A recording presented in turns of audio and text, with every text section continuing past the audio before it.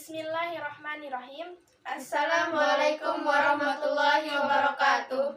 Kami dari kelompok 5 akan menjelaskan tentang sistem operasi, yaitu Pengertian sistem operasi, fungsi sistem operasi, Jenis sistem operasi, dan tujuan sistem operasi.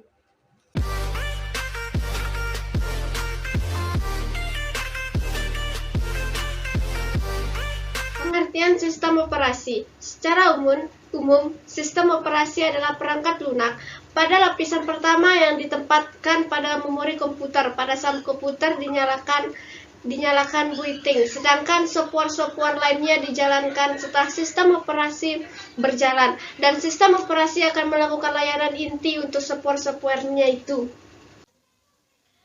Fungsi sistem operasi. Sistem operasi berfungsi untuk memudahkan pengguna dalam memanfaatkan sumber daya sistem tersebut. Sistem operasi terdapat di dalam sistem komputer, permesinan, bahkan dunia militer. Contoh sistem operasi yang umum digunakan yaitu Apple iOS, Microsoft Windows, Google Android, Apple MacOS, hingga Linux. 3. Jenis sistem operasi. 1. Sistem operasi standalone. Sistem operasi standalone adalah sistem operasi dengan fitur tertentu yang bisa digunakan untuk single atau multi-user. Sistem operasi standalone merupakan sistem yang berdiri sendiri pada komputer desktop atau perangkat portable lainnya. 2. Sistem operasi jaringan. Sistem operasi jaringan adalah sistem operasi yang berjalan di suatu perangkat khusus yang disebut server. Sistem operasi jaringan yang dipasang di server dipakai untuk memberi pengguna kemampuan untuk mengelola data serta aplikasi. 3. Sistem operasi waktu nyata atau real-time operating system. Sistem operasi waktu nyata menyediakan dukungan untuk sistem waktu nyata. Sistem operasi waktu nyata bisa berupa sistem waktu nyata keras atau hard real time. Untuk sistem waktu nyata lunak, Terdapat berbagai macam, bahkan ratusan sistem operasi yang ada.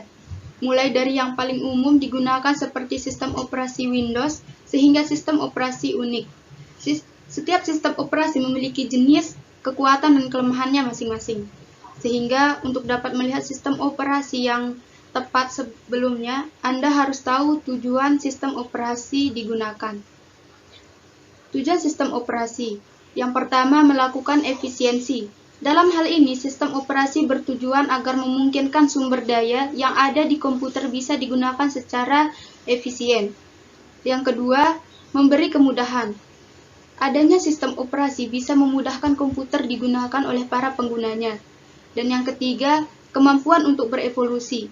Tujuan sistem utama operasi lainnya adalah menerapkan fungsi-fungsi baru sistem komputer karena sistem operasi bisa disusun dan direncanakan untuk mengembangkan atau pengujian yang efektif. Ada berbagai macam tujuan lain dari sistem operasi. Sekian dari kami. Assalamualaikum warahmatullahi wabarakatuh.